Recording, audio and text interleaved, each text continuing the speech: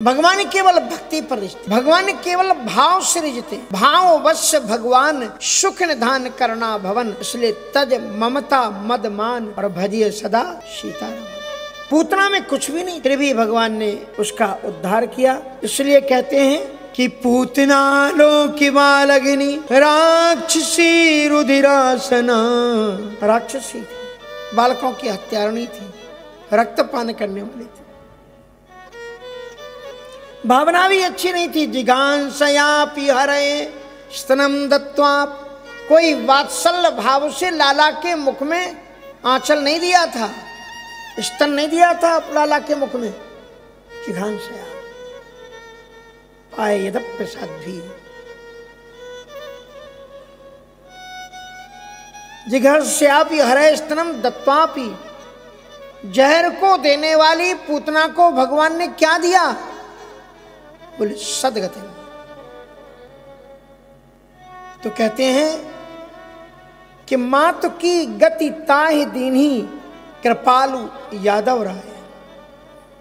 कृपालु है ठाकुर जी, करुणा सागर है ठाकुर जी। आप बताइए, जब ऐसी पापाचारणी दुराचारणी निष्ठुर हृदया पूतना को जब ठाकुर जी सदुद्धार कर देते हैं, मोक्ष दे देते हैं, तो किम पुनः श्रद्धया भक्त्या। इन कथाओं का उद्देश्य क्या है? इस श्लोक में पूतना की कथा का उद्देश्य है, फल है कि यदि राक्षसी रुधिरासना जिघांसया वृत्ति से संपृष्ट पूतना को भी भगवान उद्धार देते हैं, तो फिर किम पुनः श्रद्धया भक्त्या कृष्णाय परमात्मनि। फिर अगर कोई श्रद्धा और भक्ति से समन्वित होकर के मेरे ठाकुर जी की शरणागति आ जाए, तो यक्षन प्रियतमम किन्नु रक्तास्तन मातरो यथा। तो फिर भला अगर श्रद्धा भक्ति से भर करके आए तो उसके सदुद्धार में कोई संदेह रह ही कहाँ जाता है। भाव से भगवान के मंत्र का जाप करें, सदगुरु की दीक्षा ग्रहण करें, और सदगुरु से जिस मंत्र को प्राप्त किया उसमें अटूट श्रद्धा बनाए रखें और मंत्र का जाप करें। ठाकुर जी से प्रेम लड़ाएं, ठाकुर जी की मंगलमय प्राप्ति हो।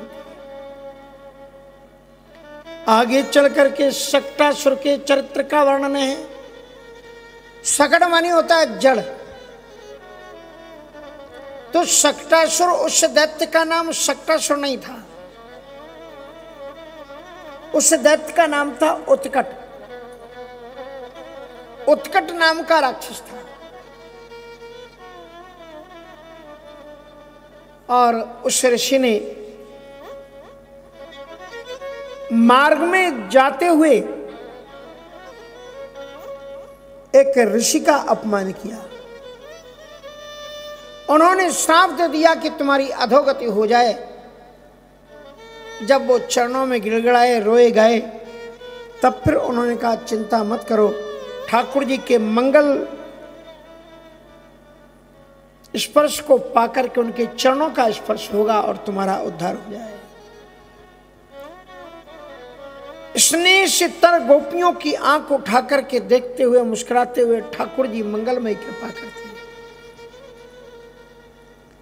एक बार मैया यशोदा कन्हैया का छठी मना रहे थे, छठा दिन का महोत्सव, करवट बदल महोत्सव। करवट बदल महोत्सव में कितने उत्सव हमारे हिंदुओं में कि बच्चा जब अपनी इच्छा से स्वेच्छा से करवट बदले, उसका नाम करवट बदल। पालने में लाला झूल रहे हैं, झूला झुलाया जा रहा है, तो लाला को एक पालने में मैया ने सुला दिया और माताएं लग गई भजन गाने में।